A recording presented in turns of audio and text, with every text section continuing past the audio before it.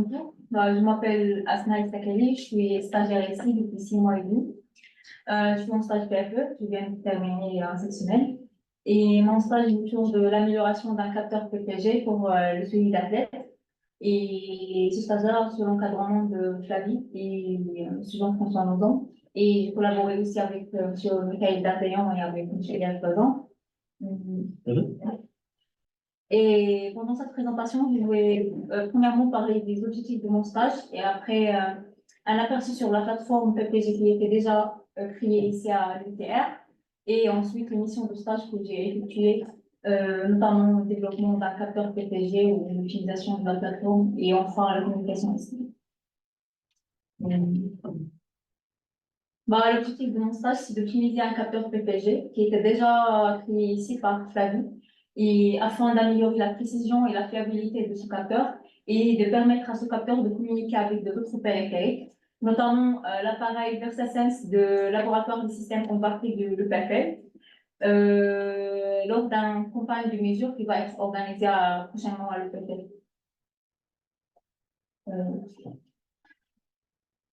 Maintenant, on retourne sur le principe, c'est quoi PPG? PPG, c'est une technique qui permet de mesurer les variations du volume sanguin dans les tissus en utilisant la lumière et en le représentant graphiquement. Dans les dispositifs PPG, on a un émetteur de la lumière, c'est des LED, un récepteur de la lumière, une photodiode. Et lorsque la lumière traverse les tissus, on obtient des signaux. Comme on voit ici, on a un signal qui contient deux parties, la partie AC et la composante AC et la composante PC. Et ces signaux-là nous permettent de mesurer la fréquence cardiaque, l'oxygénation et la respiration et d'autres paramètres.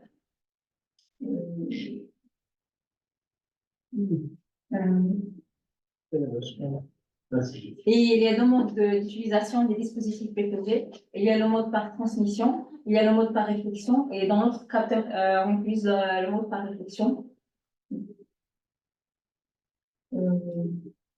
Maintenant, c'est ça la plateforme PPG qui était déjà créée ici par Flavie. Et cette plateforme contient une interface utilisateur physique qui contient des boutons et des lettres qui nous permettent de faire une mesure, etc. Et une partie analogique qui permet de traiter les signaux reçus de la part de la photodiode. Et une partie FPGA qui permet de contrôler le capteur. Et un capteur qui contient 8 LED, différentes longueurs d'onde pour mesurer beaucoup de paramètres et une photodiode. Alors, l'optimisation consiste le capteur, ce petit capteur-là, et la carte FPGA. Commençons par le capteur. Oui. Premièrement, pour développer un nouveau capteur qui répond aux exigences de l'EPFL, on a commencé par faire des tests sur différentes générations de capteurs qui ont différentes formes, différents paramètres, etc. Comme on voit sur le tableau, il y a la distance du LED qui change, la distance entre la photodiode et les LED qui change, il y a le type de la résine, il y a beaucoup de paramètres qui changent. On a effectué beaucoup de tests sur ce capteur-là. Et sur différentes parties du corps, sur le doigt, sur le haut du bras, sur le poignet. Mais on était plutôt intéressés par le haut du bras parce qu'on va utiliser le capteur lors de la campagne de mesure pour faire des activités quotidiennes. Donc, on était plutôt intéressés par les capteurs qui donnent les meilleures performances au niveau du haut du bras. Vous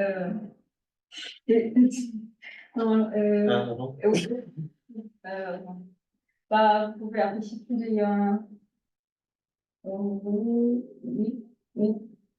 Oui. Continuez. Oui, c'est bon. On a installé le nouveau capteur qui était déjà conçu. Ce nouveau capteur contient une conception circulaire afin de maximiser le contact avec la peau.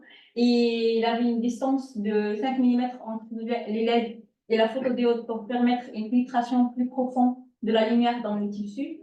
Et une protection qu'on voit ici en noir contre la lumière ambiante pour assurer que seules les lumières réfléchies par le tissu sont détectées. Et maintenant, on a les mesures qu'on a effectuées sur le nouveau capteur à gauche et sur les autres générations. Ici, on a des mesures sur le haut du bras des mesures en temps réel qui nous donnent une vue sur le rythme cardiaque et la respiration de la personne. Bah, concernant les autres générations, on a obtenu que des bruits la plupart du temps. Donc, on n'a pas obtenu des meilleures performances au niveau des hauts des bras. Par rapport ce nouveau capteur comme on peut voir sur la LED en orange, en haut, on peut voir les battements de cœur, on peut voir un peu de la respiration. Mais donc, on a obtenu quand même une précision supérieure au niveau du haut des bras par rapport aux autres qui n'obtient que des bruits la plupart du temps. Maintenant, passons à la deuxième utilisation. Bah, une solution pour utiliser la plateforme PPG, par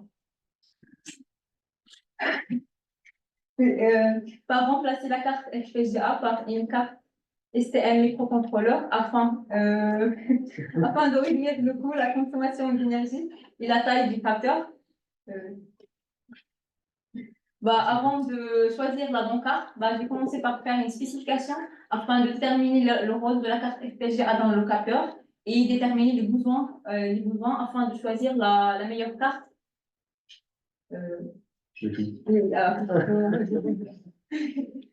Et ici, on a le rôle de la carte FPGA. Et à partir de ces rôles-là, on peut déterminer les besoins qu'on voit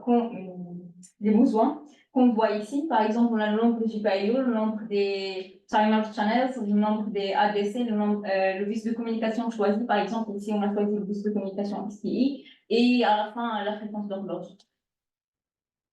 On a choisi la carte STM32 F446 RE, car elle correspond bien à nos besoins et on l'utilise ici au laboratoire. Donc, comme on voit ici, il correspond bien au niveau du nombre d'ADC3, au niveau de la résolution d'ADC, au niveau de la fréquence d'horloge qui est supérieure à 10 MHz, au niveau du nombre de GPIO, etc.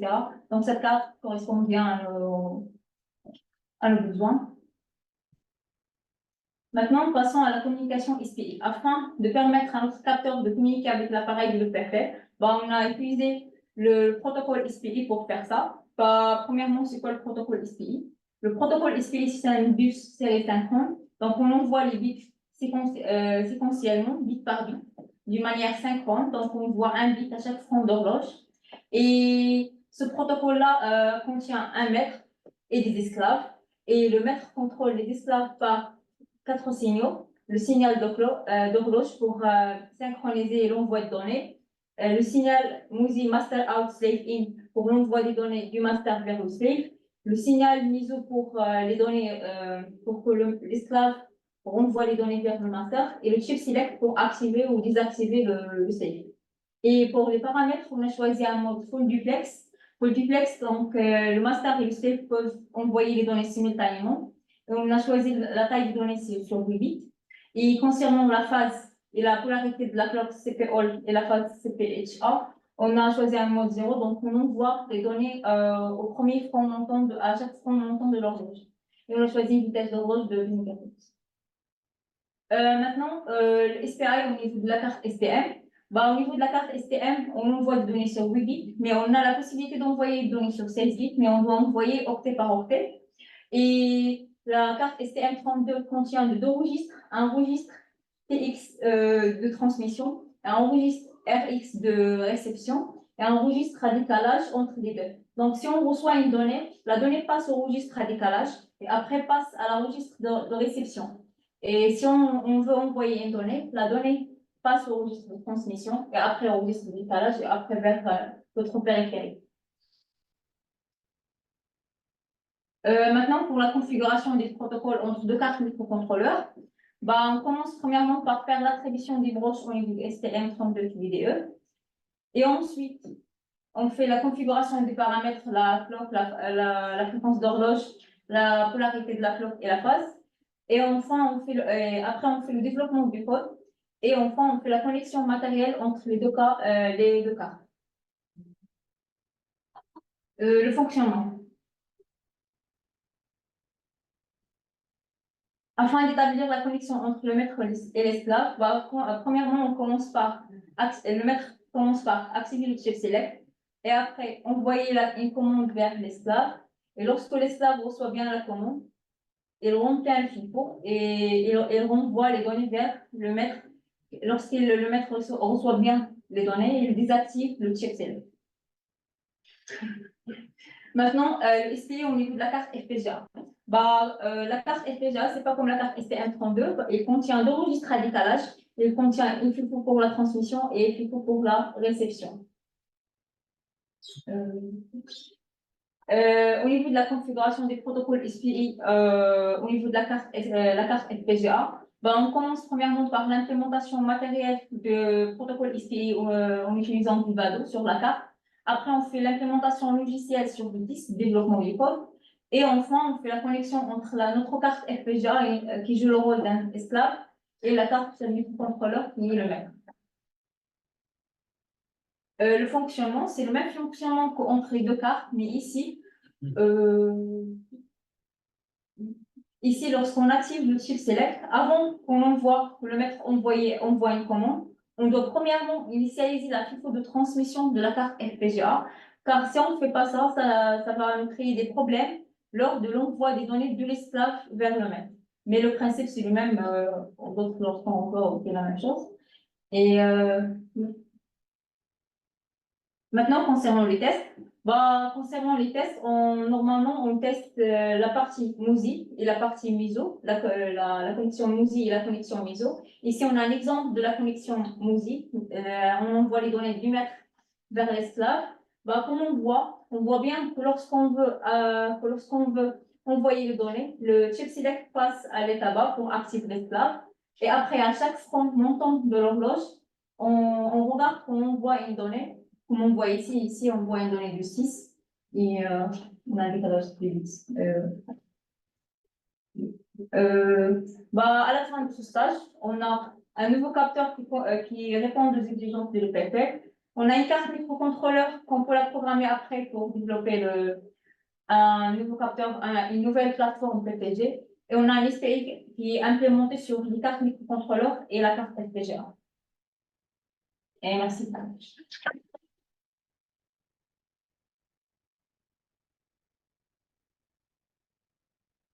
Une question sur la conversion analogique numérique. Il y a vraiment besoin de plusieurs convertisseurs ou est-ce qu'on peut multiplexer en fait Comment? Pour la DC? Ouais. La DC, normalement, on fait. Est-ce qu'on a besoin de 3 ou Oui, c'est ça, ouais. Plus ou moins. Ouais. Au niveau de la carte FPGA, on utilise qu'un seul. Oui. On fait une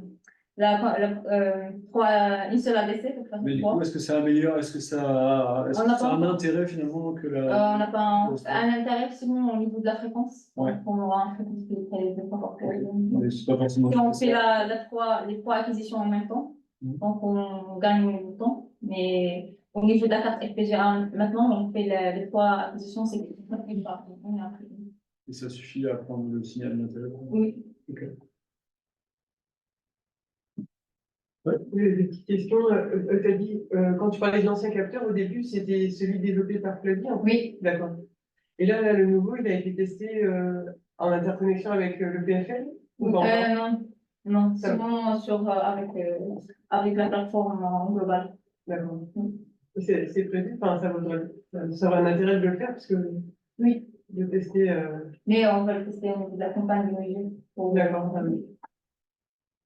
Et du coup, lors de la campagne de mesure, les données seront recouplées avec d'autres capteurs Oui, parce que l'appareil VersaSense contient beaucoup de capteurs, donc il fait beaucoup de mesures sur différents capteurs et notre capteur aussi.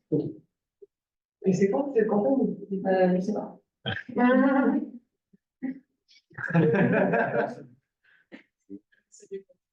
C'est être un peu. Il y a un peu près un an. Bientôt. Tu n'auras pas le temps dans. Non. Une réponse finale.